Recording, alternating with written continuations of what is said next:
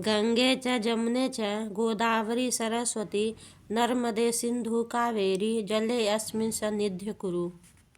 आज हम जानेंगे गंगा सागर स्नान का महत्व और पौराणिक कथा। गंगा सागर एक ऐसा तीर्थ है जहाँ एक बार स्नान करने से हजारों जन्मों के पाप कट जाते हैं। जहाँ माँ गंगा स्वयं सागर से मिलकर भक्तों को मोक्ष का वरदान देती है। कहा जाता है कि सारे तीर्थ बार बार, गंगा सागर एक बार। गंगा सागर को महातीर्थ का दर्जा प्राप्त है। मकर संक्रांति के पावन पर्व पर गंगा सागर की तीर्थ यात्रा और स्नान करने का विशेष महत्व है। हिंदू धर्म में गंगा सागर को मोक्ष धाम भी बताया गया है।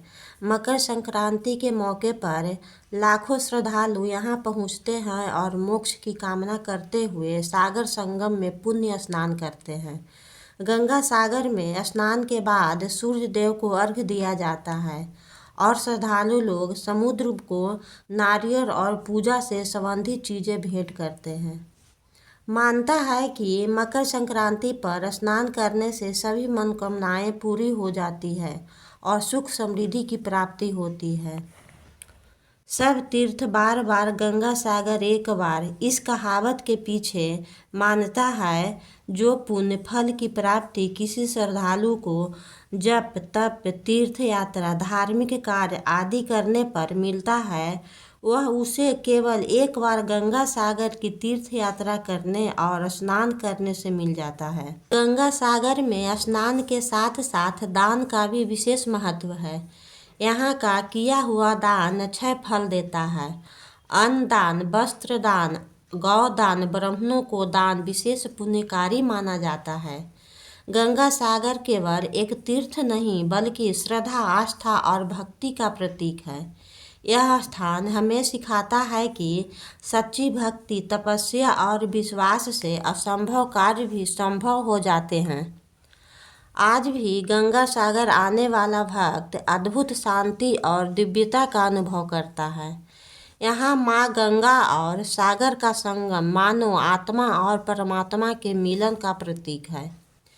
मकर संक्रांति पर गंगा सागर में स्नान को लेकर पौराणिक महत्व है। पौराणिक कथा के अनुसार जहाँ माँ गंगा भगवान शिव के जटा से निकलकर पृथ्वी पर पहुँची थी, तब वह भागीरथ के पीछे पीछे चलकर कपिल मुनि के आश्रम में जाकर सागर में मिल गई थी। माँ गंगा के पावन जल से राजा सगर के 60,000 श्रापग्रस्त पुत्रों का उद्धार हुआ था। अब हम गंगा सागर के पौराणिक कथा सुनाती हूँ। गंगा सागर के समीप कपिल मुनि आश्रम बनाकर तपस्या करते थे। कपिल मुनि के भगवान विष्णु का अंश भी माना जाता है। कपिल मुनि के समय राजा सगर ने अश्वमेध यज्ञ किया और इंद्रदेव एक अश्व को चुराकर कपिल मुनि के आश्रम में बांध दिया। अश्वमेध यज्ञ का अश्व चोरी हो जाने पर राजा सगर ने अपने 60,000 पुत्रों को खोज में लगा दिया। वे खोजते खोजते कपिल मुनि के आश्रम में जा पहुँचे और कपिल मुनि पर चोरी का आरोप लगाया। इससे क्रोधित होकर कपिल मुनि ने राजा सगर के सभी 60,000 पुत्रों को जलाकर भस्म कर दिया।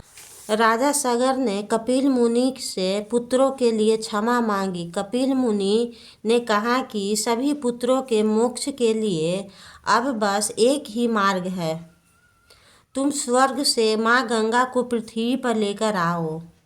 राजा सगर के पोते राजकुमार अंशुमान ने प्रण लिया कि जब तक माँ गंगा पृथ्वी पर नहीं आ जाती तब तक इस वंश का कोई भी राजा चैन से नहीं बैठेगा। राजकुमार अंशुमान राजा बन गए और फिर उसके बाद राजा भागीरथ आए। राजा भागीरथ की तपस्या से माँ गंगा प्रसन्न हुई और मकर संक्रांति के दिन पृथ्वी लोक पर आई और कपिल मुनि के आश्रम पहुँची। तो कपिल मुनि के क्रोध से भस्म हुए राजा सगर के 60,000 पुत्रों गंगा जल के स्पर्श से ही जीवित हुए और वे स्वर्गलोक को सिधारे, जिससे उनका उद्धार हुआ। भक्तों, जब जब मानव ने सच्चे मन से गंगा माँ को स्मरण किया है, तब तब माँ गंगा ने उसे अपने आंचल में स्थान दिया है। गंगा सागर की यह पावन कथा हमें श्रद्धा, धैर्य और भक्ति का मार्ग दिखाती है।